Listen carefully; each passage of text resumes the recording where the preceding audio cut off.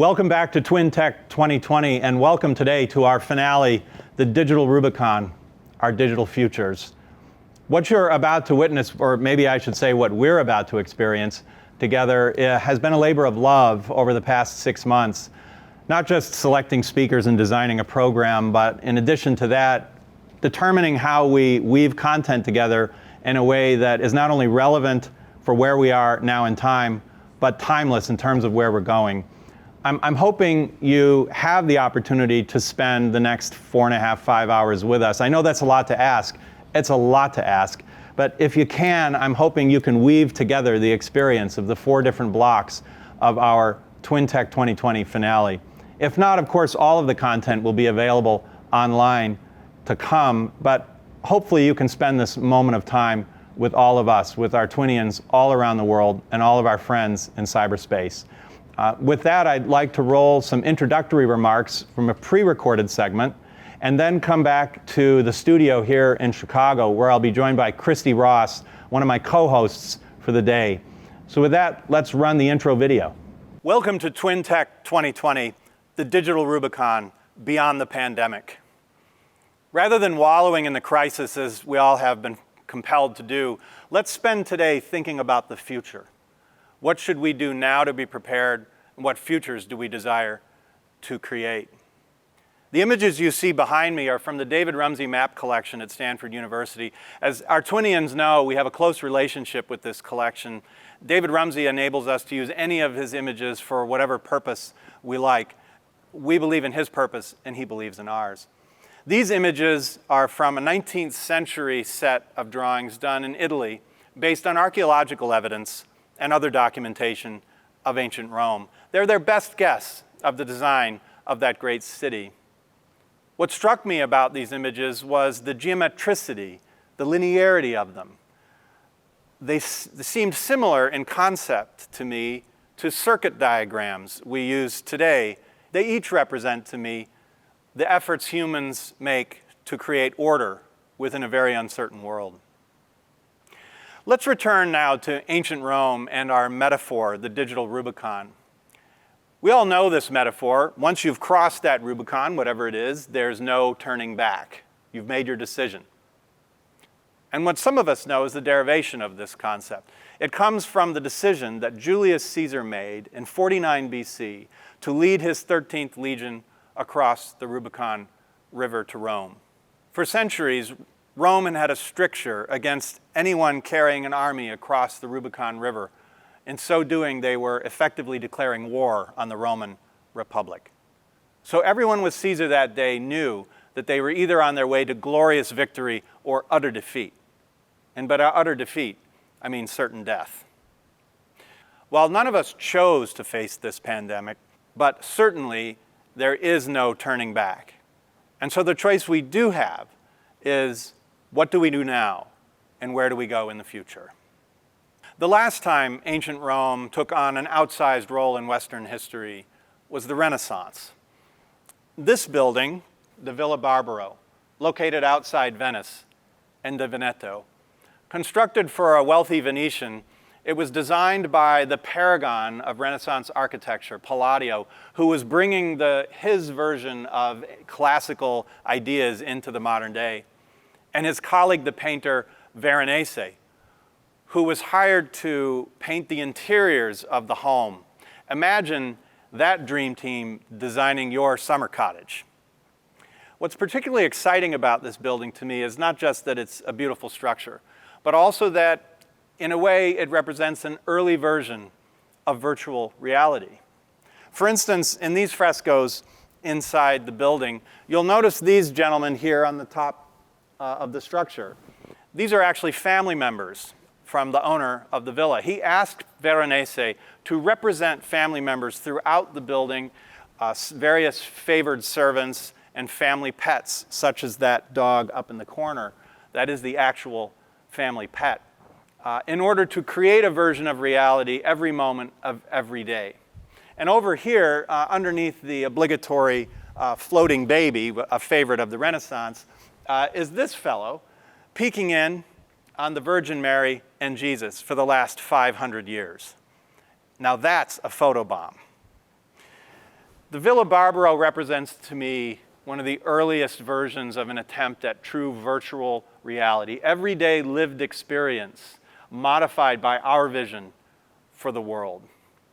Creating virtual worlds has not been limited by our desires. We've certainly wanted to do this for millennia.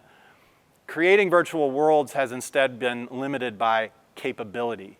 We simply couldn't do the things that we wanted to do to modify our lived experience. And increasingly, we can.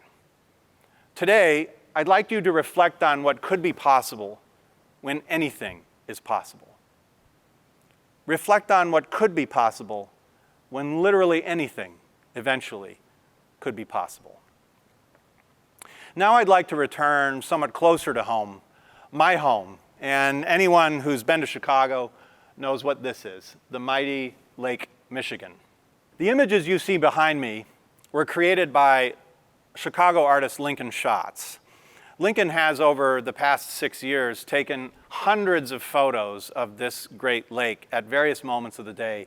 And one of the many impressive aspects of his work is, if you look at his diptychs and triptychs and images of the lake, you will see that the horizon is always an exact match across the entire space. So you can see the transitions and the various faces of this great body of water. And our lake has many faces. Sometimes she looks like this. Other times she looks more like this. And sometimes she looks like this.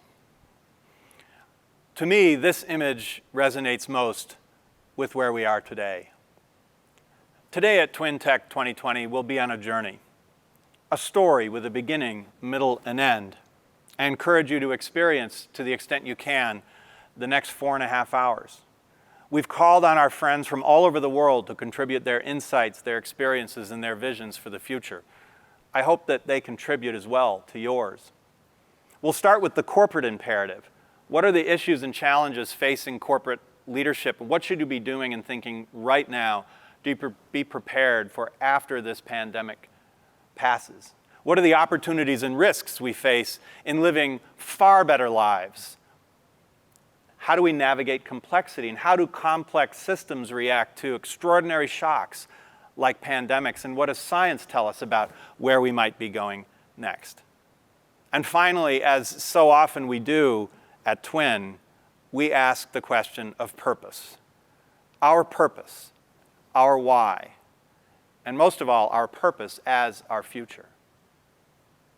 Thank you again for joining us. Your attention is your most valuable resource, and we never take this lightly. I look forward to our journey together. Thank you and welcome back. And I'm joined here in the studio by Kristi Ross. Kristi is the co-CEO of TastyTrade, a great entrepreneur here in Chicago, and one of my co-hosts for this morning. Welcome, Kristi. Thank you so much for having me today. Great, and you're actually new to us at Twin, right? Introduced by Howard Tullman, so we're really happy to have a new set of eyes here. I am super excited to see how everything unfolds today. So are we.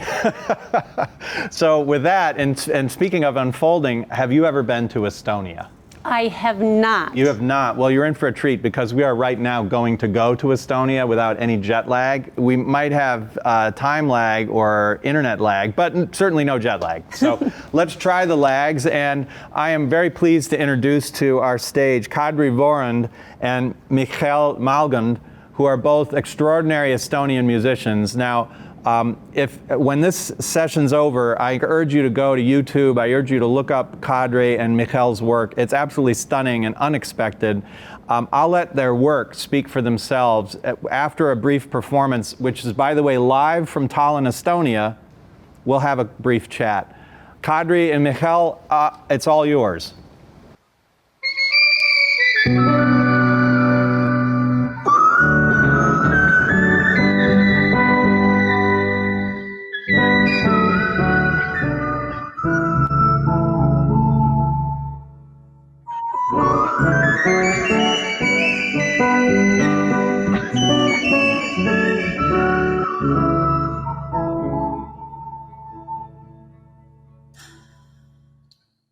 I'm in love with the roses you brought. I'm not in I'm in love with the car you bought. I'm not in love with you. I'm in love with the breakfasts we made. I'm not in love with you. I'm in love with the poems you made. I'm not in love with you. I'm in love with the plans for our wedding day, and in love with the babies we'll make, but not with you.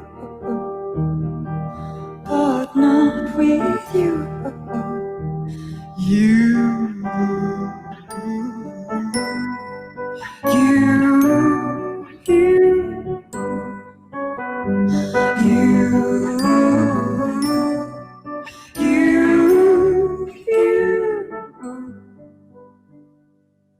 I'm in love with the roses you brought. I'm not in love with you. I'm in love with the car you bought. I'm not in love with you. I'm in love with the plans for a wedding day, and in love with the babies we'll make, but not with you. But not with you. You.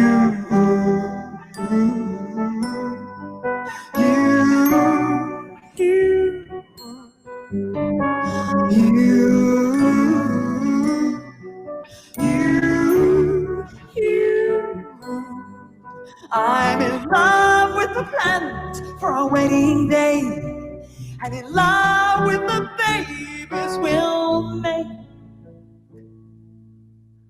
but not with you.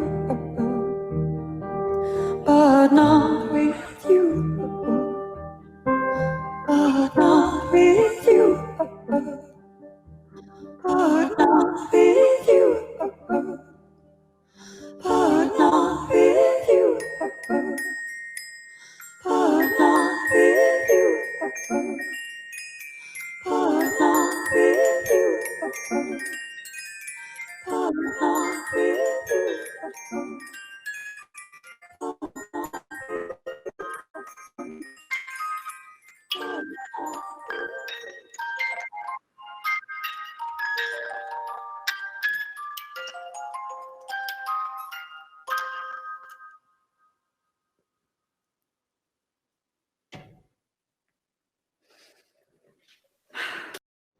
Great. How do we do a virtual clap? Mihkel and Kadri, thanks so much. Kadri, you're in a professional studio right now. Where are you in Mihkel? We are here live from Estonia National Broadcast Union, studio number 1.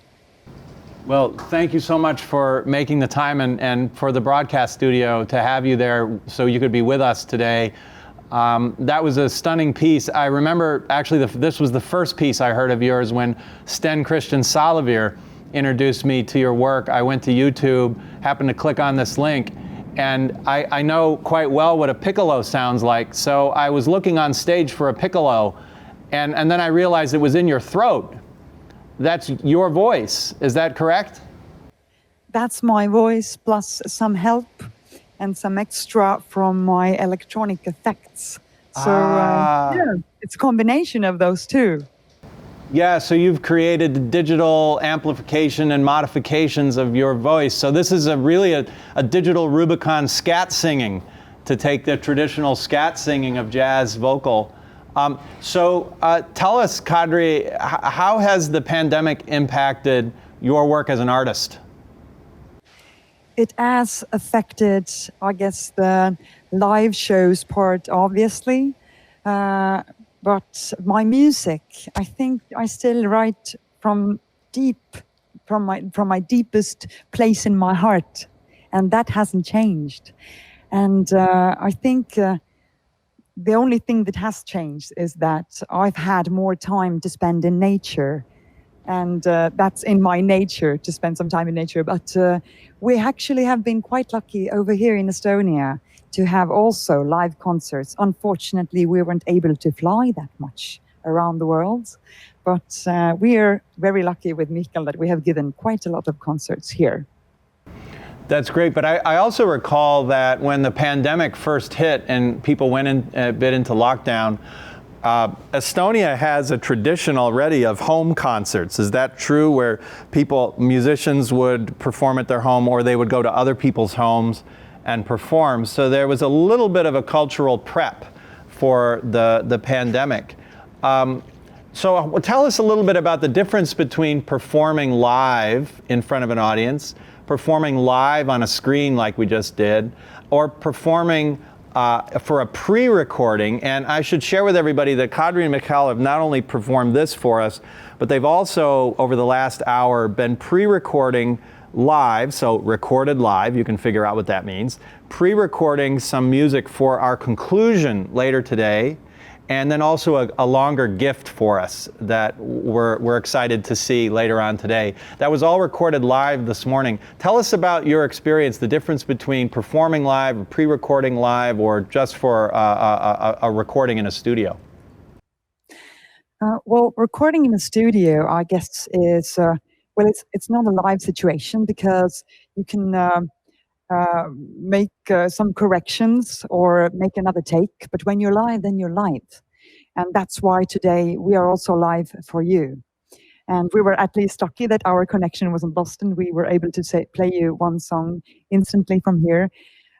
I guess the biggest difference of recording live is that giving a concert or playing a song is a dialogue with the audience.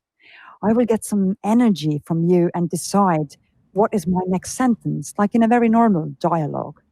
But when you are behind your screens, it's really hard to feel your energy. So I must kind of imagine what you are thinking of from my previous experience. Of course, that helps a bit. Yeah. But I guess when I enter the song and I start to play, I still go so deep that then at this point, it doesn't really make any difference, because when we create music, then we do that.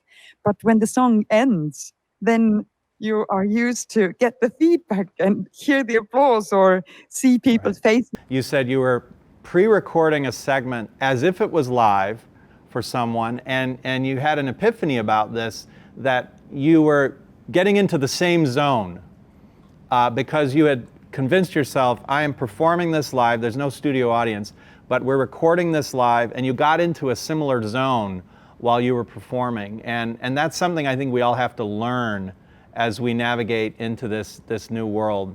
So Kadri and Mihkel, thank you so much for joining us, taking the time to be live with us this morning. I can't wait to share more of your work later on in this program. At the end, for the conclusion of TwinTech 2020. I very much hope to see you in person at some point, perhaps at another Twin event in the world after the pandemic. And cueing off of your song, we're in love with the music you make, but I have to say, I think that the world is probably also in love with the two of you. So thank you so much for what you bring to the world. Thank you for having us. Thank you. Great, great. Cheers. Well, Kristi, what do you think? That was so incredibly moving. It really was. I feel like I have a flavor of Estonia now. Well, I mean, this is, talk about best foot forward. Mm-hmm. Our good friend and Twinian Sten Christian Salavir, who is, in addition to being in the tech community in Estonia, which is the digital nation. I mean, if you want to see who's right out front, there are a few countries in the world, and one of them is Estonia. Mm-hmm. So we took a twin expedition there last year to Finland and Estonia, thanks to Karina Koskinen-Lusta, Juhani Talvia, the former Prime Minister of Finland, Esko Aho, invited us, and Sten and his crew invited us to Estonia, and they were stunning visits. But in addition to What was your takeaway? What was your biggest takeaway? First of all, the food was great. I mean, and I don't just mean like, oh, it's really good. The quality, the extent to which the chefs go there and the service staff and everybody coming together to create an experience, it was really extraordinarily unexpected. But as the Estonians will explain to you, when you have a history like they do, only gaining independence really in around 1991, and then having a, let's just say, fairly large and powerful neighbor who isn't always friendly, you get really innovative.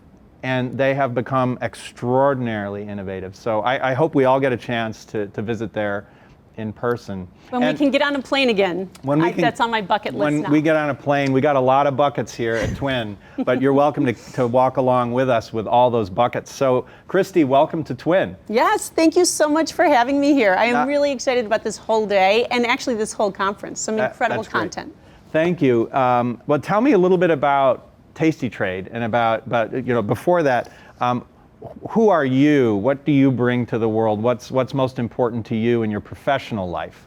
In my professional life, so I have been in and around trading and brokerage for my whole career, basically. And I would say that financial literacy is something that really is important to me. But we started TastyTrade 10 years ago with a purpose to empower the self-directed investor. And so I co-lead an ecosystem of fintech companies, and one of them, TastyTrade, the parent company, we do 50 different shows about trading in the financial markets. And all the time. You have like 10 Every day. hours of content a day, which is extraordinary. And it's all live and it's all original programming. But there's one show that we do that is not trading related. It's all about entrepreneurship. And so I have the honor every day to interview new CEOs and founders, and we provide a platform so they can tell their story. They talk about what they built, why they built it, how they built it. But I have to share that during the pandemic, it has granted us sort of this window into their worlds and allowed us to see the challenges that they're experiencing and really sort of, the road ahead for them. Right. And so hopefully I'll get to share some of those insights today. You know what, let's do a little bit of that right now, because there's nothing better to ground us than talking about or being with people who are really pushing that boulder up the hill, who are really trying to make something big happen. And there's nobody like that more than an independent entrepreneur, especially when they're first starting out. It's one thing when you're Steve Jobs or Glenn Tolman starting a new business, you've done it many times, which is great. But when you're that new entrepreneur doing it for the first time, and then the pandemic hits. Yes. Give us an example. Tell us a story about somebody that's resonated with you, an entrepreneur through this pandemic. Yes. So, boy, there are so many. So to choose from them is really hard. If I can first give an overarching theme that has, that everybody sort of has expressed. Everyone has come together, or I should say sort of looked introspectively, that everything comes back down to people, and people matter. Whether it's your families, whether it's your employees, your vendors, your customers, across the board. And so it was really more about stopping and sort of slowing down. And that was sort of foisted on all of us, whether we were into the idea or not. Yes. Hey, look, take a moment. Right? And so how is that affecting entrepreneurs? So I one of the big things is about decisions and decision making. And that has to happen every day no matter what. But they're taking in another layer, meaning that they are really taking a close look at people and how people are affected. The thing that has been key for a lot of entrepreneurs is communication. That sounds so basic, right? But communication of whatever decision it is that they've made is so critical. It's critical every day, but when you're in this type of scenario, it really matters that much more, because there's so much anxiety around what's happening in the world, in your country, in your industry, in your company, right? That added communication can at least bring some of that anxiety down. Yeah, that's great, and it ties back to something that Brian Collins shared with us yesterday. So Brian is a fabulous entrepreneur in New York, founder of the design firm Collins, and he said during the pandemic, I've learned a ton about how you really have to stop you have to set time, create time to have human conversations with your team that have nothing to do with business. And he shared with us that the hardest part of that was making sure that the conversation didn't move back into the business realm. Right. And you got to get business done, but especially during this time, you also have to have the heart-to-heart conversations that, honestly, tech entrepreneurs, you don't think tech entrepreneur and heart-to-heart very often. No offense to our tech entrepreneur friends. Yeah. So, well, one great. other thing I'll add too is when it comes to tech, a lot of companies thought they were prepared for this, pandemic, if you will, or the effects of the pandemic. When in reality, some of those newer companies thought that, especially the ones that, not the ones that were negatively affected, but really the ones that were positively affected. Right. When you look at, everything from ed tech to financial services, online payments, really when you look at telehealth, all of those things, you need to have an infrastructure that can handle that additional volatility. Right. And we've come to find, and I'll just speak about the financial services, we have newer companies that their systems failed because the infrastructure wasn't strong enough. They didn't get it done fast enough. And then you have the older companies that their legacy technology was never sort of built for this kind of growth. Right. And so you see sort of on both ends of the spectrum. Robinhood is a good example. On the new front, their systems were down for a few days. You have TD Ameritrade, who had multiple day issues. So you have this company before Thinkorswim was purchased by TD Ameritrade. That is correct. That is correct. And then we're sort of right in the middle here. We have that wonderful experience, but we have new technology, and we've invested a ton of resources. Like, we feel like the right balance because our systems were up, and but I knock on wood because that could happen to any technology company, really. Right. So we'll come back to this, and we'll have some more conversations. And Kristi and I will be joined by Moran Cerf later on this morning, our co-host. Moran is everybody's favorite neuroscientist here at Twin. And you're all familiar with Moran and his work if you've been with us. So Kristi and Moran are going to be experiencing the journey today just like all of us, and we're going to be looking to their insights as entrepreneurs, as chief financial officer, as a neuroscientist, as human beings into what they're hearing.